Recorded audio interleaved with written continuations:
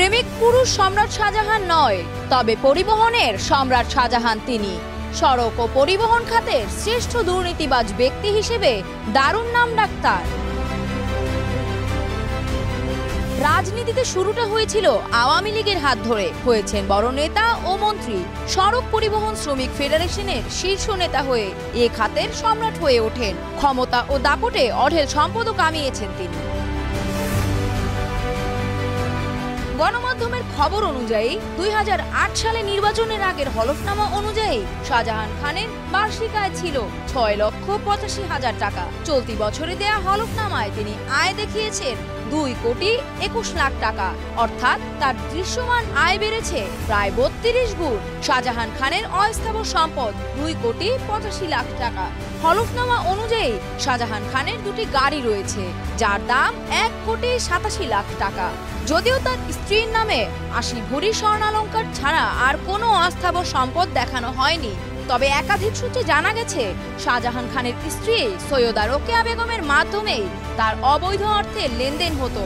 শাহজাহানের ব্যবসা প্রতিষ্ঠান সার্বিক কনস্ট্রাকশন, সার্বিক শিপিং লাইন চট্টগ্রাম, সার্বিক ফুড ভিলেজ সবকিছুই তার পরিবারের সদস্যদের নামে।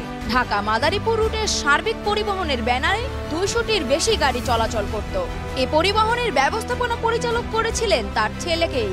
এছাড়া প্রায় 6 কোটি টাকার ভবন ও সমজাতীয় স্থাপনা রয়েছে। দানসূত্রে ফ্ল্যাট ও জমির মালিক হয়েছেন তিনি। তার নামে রয়েছে রাজুকের 10 কাঠার প্লট ও অন্যান্য স্থাবর সম্পত্তি। পরিবহন শ্রমিক ফেডারেশনের শীর্ষ নেতা হওয়ায় শাহজাহান খানের জন্য সড়কে চাঁদাবাজি নিয়ন্ত্রণ সহজ হয়। পরিবহন শ্রমিক নেতা মোহাম্মদ হানিফ খোকন দেশ রূপান্তরকে বলেন, শাহজাহান খানের নির্দেশে পুরো পরিবহন খাত চলত। তার ইশারায় পরিবহন বন্ধ বা চালু থাকত। প্রতিদিন সড়ক থেকে 5 কোটির বেশি টাকা তুলত তার ফেডারেশন, কিন্তু সেসব টাকা শ্রমিকদের কোনো কাজেই আসতো না। ওই শ্রমিক নেতার অভিযোগ, শাহজাহান খান তার ফেডারেশনের সাধারণ সম্পাদক ওসমান আলীকে দিয়ে সারা দেশে পরিবহন খাতকে চাঁদাবাজির স্বর্গরাজ্য বানিয়েছে।